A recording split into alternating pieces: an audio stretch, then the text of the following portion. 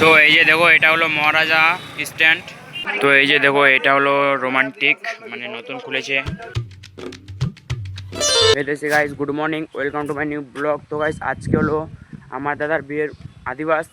তো আজকের ব্লগটা সবাই লাস্ট পর্যন্ত দেখো, মানে আজকে খুব ভালো হবে আর ব্লগটা।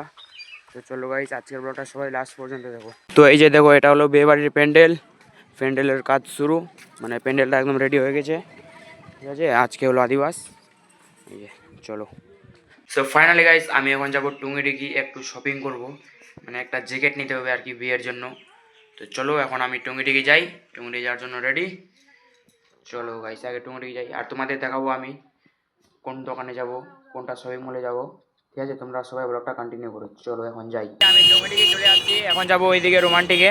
ঠিক আছে, তো চলো রোমান্টিকে যাই, তারপরে একটা জ্যাকেট নিব, আর কি কি নিব দেখা যাক। চলো গাইস এখন যাই রোমান্টিকের ওইদিকে হেঁটে হেঁটে। বাইকটা এদিকে রেখে দিলাম আমি, এখন যাবো ওইদিকে রোমান্টিকে।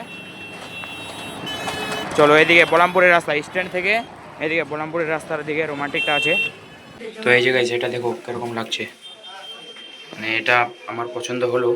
ঠিক আছে, তো দামটা তোমাদের দেখাচ্ছি একবার কীরকম, তোমরা একবার কমেন্টে বলো তো কীরকম লাগছে, মানে আমাকে মানাচ্ছে কি না।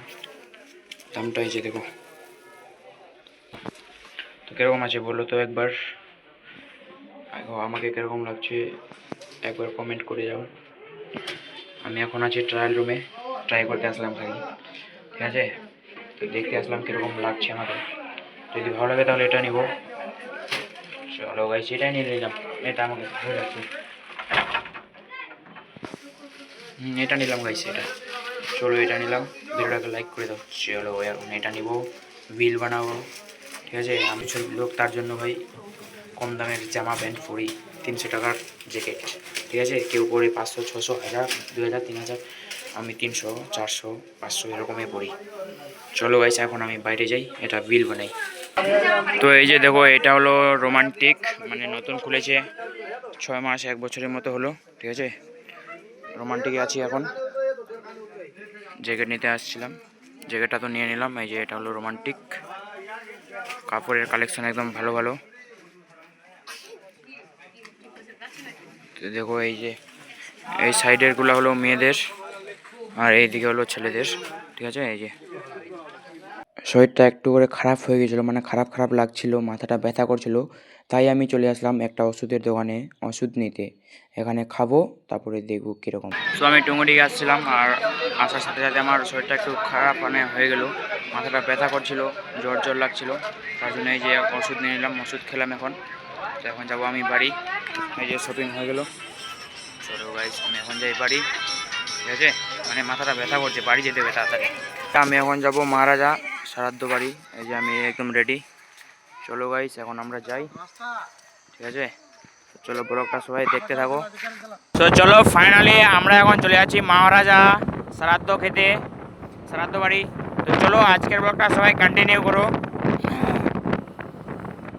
চলো এই যে দেখো ফাঁকা ফাঁকা রাস্তা।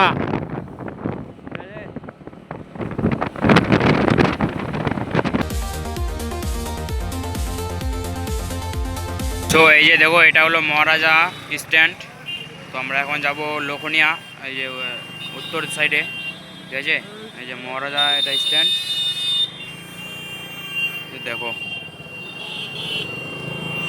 গুড মর্নিং গাইস, আজকে নেক্সট ডে এই ভিডিওটা শ্যুট করছি, কারণ কালকে রাতে এত পরিমাণে আমার শরীরটা খারাপ হয়েছিল, তার জন্য আর ভিডিওটা শ্যুট করতে পারিনি।